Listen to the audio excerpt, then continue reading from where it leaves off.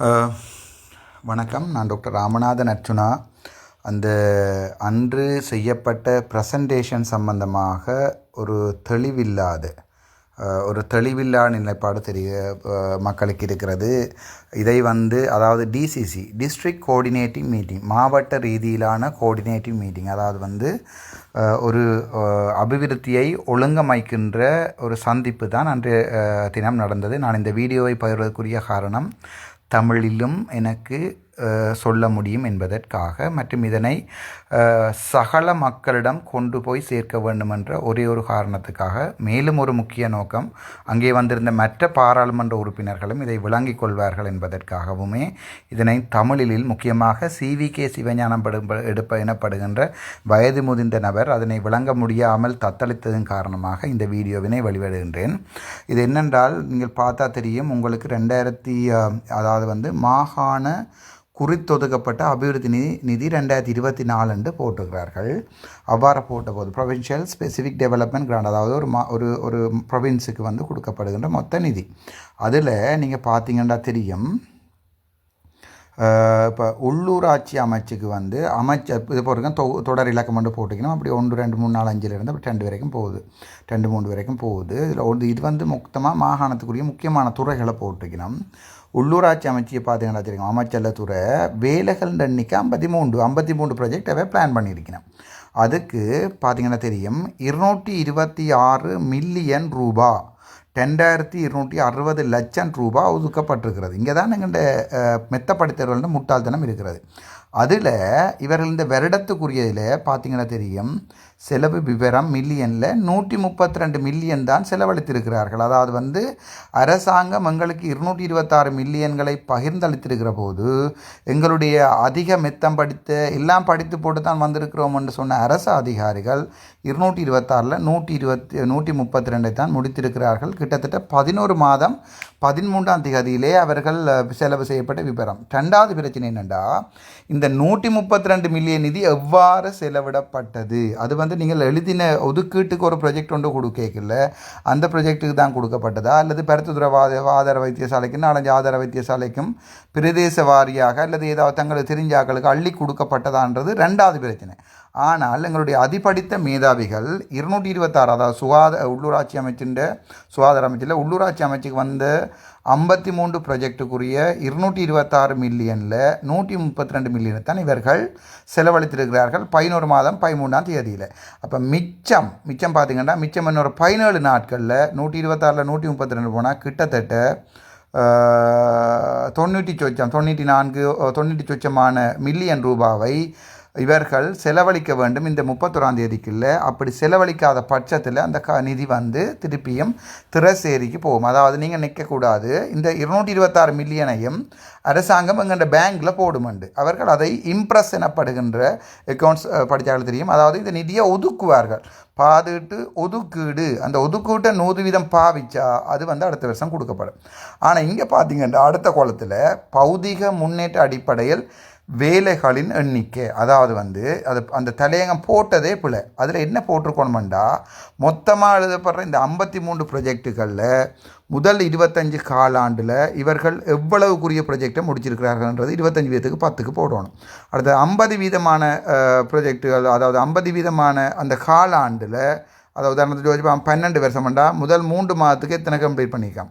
அடுத்து 50% 6 மாதம் தானே, 6 மாதத்துக்கு எத்தனை ப்ரொஜெக்ட் கம்ப்ளீட் பண்ணிக்கலாம். 75% எத்தனை ப்ரொஜெக்ட் கம்ப்ளீட் 100% மிச்சம். அதாவது ஒரு காலாண்டை தான் போடணும். அதாவது இவர்கள் இதில் 25 50 75 100 போடாமல் முதல் காலாண்டு, 2ஆம் காலாண்டு, 3ஆம் காலாண்டு, 4ஆம் காலாண்டு இவர்களுடைய இந்த தரவை பார்க்கின்ற பொதுமக்கள் நினைப்பார்கள். உங்களுக்கு தெரியும், இதில் வேலைகள் எண்ணிக்கை 53 இருக்குது. ஆனால் இங்கே கூட்டி பார்ப்போம், அதாவது பௌதிக முன்னேற்ற அடிப்படையில் வேலைகள் எண்ணிக்கை 10 12 22 30 52 மட்டும் 53. அப்போ இவர்களுடைய கதையின்படி இந்த 53 வேலைகளும் இப்போது இந்த இதுக்கெல்லாம் முடிச்சிருக்கிறார்கள். அப்படி முடிச்சிருக்கப்பட்டால், நான் கேட்ட கேள்வி, 226 மில்லியன் தானே வந்திருக்கு, 132 மில்லியன் உங்கள்கிட்ட செலவழிச்சிருக்கீங்க. இப்போ மிச்சம் நீங்கள் எவ்வளவு, சரியாக சொல்லணும் 94 மில்லியன் நீங்கள் செலவழிக்கல. அப்போ என்ன இந்த ப்ராஜெக்ட் எல்லாம் முடிஞ்சிருக்கிறீங்கன்னு தான் அந்த அதிபடித்த மேதாவிகளிடம் கேட்டேன். அவளை இதோட ஒரு சாதாரணமான ஒரு ஓ லெவல் பிள்ளைக்கும் விளங்க கொடுக்குற வேலை.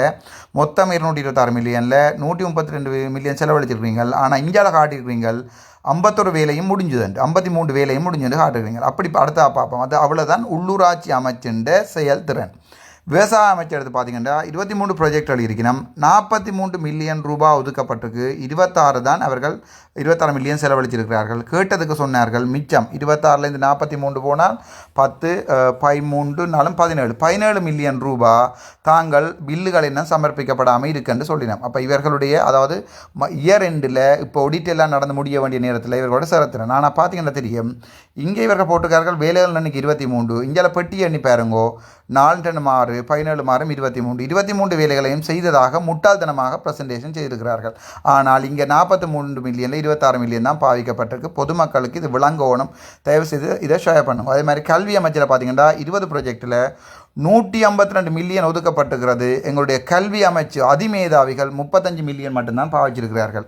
அப்போ கிட்டத்தட்ட 152லேருந்து 35 மில்லியன் பாவிச்சா கிட்டத்தட்ட பாருங்க 135 45 55 அங்கென்றால் ஓகே 17 117 மில்லியனை திரசேரிக்கு இவர்கள் திருப்பி அனுப்புகிறார்கள். ஆனால் சொல்லுற கதை என்னென்றால் 20 ப்ரொஜெக்ட் எடுத்திருக்காம். இதில் 4 காலாண்டில் 8 மாதம் 14 மஞ்சும் 19 8 மாதம் 14 மஞ்சும் 19 20 இங்கே கூட 20 ப்ராஜெக்ட் முடிஞ்ச மாதிரி காட்டிக்கிறார்கள். ஆனால் 152 மில்லியனில் 35 மில்லியனை மட்டும்தான் கல்வி அமைச்சு பாவிச்சிருக்கு. சுகாதார அமைச்சர் எடுத்து பார்த்தா 10 ப்ராஜெக்டில் 120 தான் பாவிச்சிருக்கு. அப்போ உங்களுக்கு தெரியும் கிட்டத்தட்ட 40 மில்லியன் ரூபா பெறுமதி பாவிக்கப்படையில.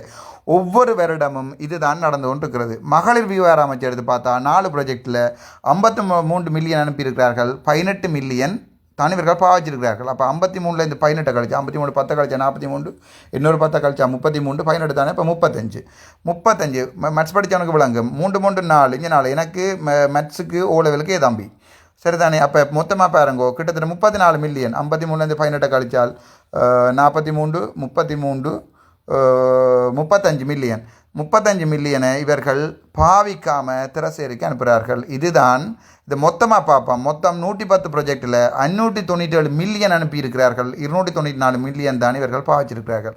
இந்த செயல்திறன் அற்ற திறமையை நாங்கள் நீதிமன்றத்துக்கு உட்படுத்தணும், இதை தவிர வேறு வழி இல்லை. இவையை நாங்கள் கேள்வி கேட்டால் நாங்கள் முட்டாள்கள், சைக்கோக்கள், பைத்தியங்கள் அப்படி சொல்கிறது. கைதட்டுற இந்த அரைவாசி பேருக்கு ஒழுங்கா டை கட்டவும் தெரியாது, டை கட்டினா போடுற ஷர்ட்டுக்கு என்ன கலர் டை கட்டுற மட்டும் தெரியாது. அப்படிப்பட்ட மெத்தப்படுத்தி இவர்கள் டை கட்டுறது நினைக்கிறது கழுத்தில் இருக்கிறது ஒன்று தொங்கினா தாங்கள் பெரிய ஆக்கள் என்று சொல்லி இப்போது ஓ லெவல் லெவல் படித்த இளைஞர்கள் கூட டை கட்ட ஆரம்பித்திருக்கிறார்கள் பாடசாலைகளில் கூட. அதே மாதிரி ரெண்டாவது பாருங்கோ அதிண்ட விரிவாக்கம் தான் இது. உள்ளூராட்சி அமைச்சில் வீடமைப்புக்கு 14 ப்ராஜெக்ட் இவர்கள் இங்கே பாருங்கோ 14 ப்ராஜெக்ட் இவர்கள் செய்திருக்கிறார்கள். அந்த 14 ப்ராஜெக்டில் இதில் 20 மில்லியன் இவர்கள் ஒதுக்கப்பட்டிருக்கு, 17 மில்லியன் பாவிக்கப்பட்டிருக்கிறார்கள். இதை இனி எவ்வாறு பாவிச்சார்கள், எதற்கு பாவிச்சார்கள், எங்கே கூடுபட்டது, யாருக்கு இதுக்குரிய வீடுகள் கொடுக்கப்பட்ட 10 மில்லியன் காணுமா காணாதா, அப்படியே தான் பிரச்சனை. இங்கே பாருங்க போக்குவரத்து துறை எடுத்துக்கொண்டீங்கன்னா போக்குவரத்து துறையில் காணவே இல்லை உண்டு, என்ன நடந்துட்டே தெரியாது. அந்த குளம் ஃப்ரீ. சுற்றுலாத்துறையை பாருங்கோ 15 ப்ராஜெக்டில் 65 மில்லியன் அவர்கள் அனுப்பியிருக்கிறார்கள். 9 மில்லியன் தான் பாவிச்சிருக்கிறார்கள் அதிபடித்த மேதாவிகள். அப்போ இதுக்கு மேலேயும் ஒரு இதையும் விளங்காத அரசியல்வாதிகளை, அது டக்ளஸ் தேவானந்தா இருக்கட்டும், அங்கஜனா இருக்கட்டும், அல்லது எங்களுடைய தோத்துப்போன அரசியல்வாதி, அவர்களுக்கு இதுகள் விளங்க போகிறதில்லை. முக்கியமாக என்னது வலது பக்கத்தில் இருந்த 2 பேருக்கும் இந்த வீடியோவை காட்டி விளங்கப்படுத்துங்கோ. அப்போ தான் அவைக்கும் அதை விளங்கும். நீர்வளங்கள் வடிவமைப்பில் நீர்வளங்களில் 4.9 மில்லியன் ஒதுக்கப்பட்டிருக்கு. 49 லட்சம் இல்லை 29 லட்சத்தை செலவழிக்கிறார்கள். 2 ப்ராஜெக்ட் முடிஞ்சு 2க்கு 2 போட்டிருக்காங்க. இங்கே பாருங்கோ இங்கே 2 போட்டிருக்கணும். அதே நேரத்தில் இங்கே ஒரு ப்ராஜெக்ட் 2. அப்போ இதன் செயல்திறன் என்ன, அதுதான் இப்போ என்னுடைய கேள்விக்குறி. கழிவேற்றல் முகாமத்துவத்தில் ஒரு ப்ராஜெக்ட் தான் 2 மில்லியன் கேட்டிருக்காரு. 2.17 இங்கே 2.11 பாவிச்சிருக்கிறார்கள். ஆனால் ஜாழ்ப்பாணம் முழுக்க எங்கே போனாலும் கழிவேற்றல் இருக்குது. அப்போ ஒரு ப்ராஜெக்ட் எழுதி எடுக்க முதலாவது கழிவேற்றல் சரியான, அதாவது திண்ம கழிவுகளற்றது, பயோ ஹசாட் வேஸ்டேஜஸ் ரிமூவ் பண்ணுறதெல்லாம் சரியான முக்கியம். ஜாழ்ப்பாண போதனா வைத்தியசாலையில் உங்களுக்கு தெரியும் வந்த கழிவுகளை கொண்டு செம்மண சுடலேக்கு நிலத்துக்குள்ளே போட்டு புதைச்ச வரலாறுகளும் உண்டு. எல்லா வரலாறுகளையும் தோண்டுவோம், என்னை சுடும் வரைக்கும் நான் இதை கதைத்து கொண்டு தான் இருப்பேன். பிற சேவைகளாக இருந்தால் அதை ஒன்றையுமே காணல. கிராமப்புற மின்மயமாக்கல், கிராமப்புற மின்மயமாக்கல் அதில் வந்து 5 மில்லியன் 5 லட்சம் கட்டிக்கணும் 4 லட்சத்துக்கு முடிச்சிருக்கணும். கிராம அபிவிருத்தி செய்திருக்கிறோம். மாகாண வீதி அபிவிருத்தி 86 80 மில்லியன் செலவழிச்சிருக்கிறார்கள். அது ஒன்று.